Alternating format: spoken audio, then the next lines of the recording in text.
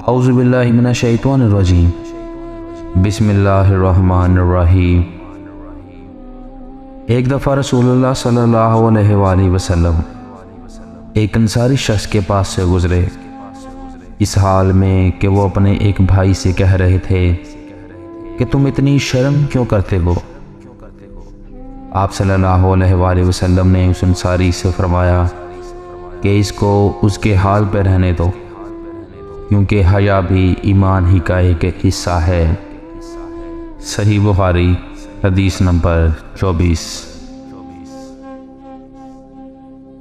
حضور اکرم صلی اللہ تعالیٰ علیہ وآلہ وسلم نے فرمایا، مجھے اللہ کی طرف سے حکم دیا گیا ہے کہ لوگوں سے جنگ کروں اس وقت تک کہ وہ اس بات کا اقرار کر لیں کہ اللہ کے سوا کوئی معبود نہیں، اور یہ کہ محمد صلی اللہ علیہ وآلہ وسلم اللہ کے سچے رسول ہیں، اور نماز ادا کرنے لگیں اور زکوٰۃ ادا کریں۔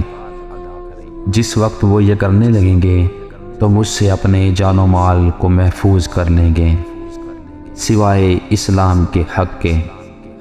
رہا ان کے دل کا حال تو ان کا حساب اللہ کے ذمہ ہے۔ صحیح بخاری حدیث نمبر 25۔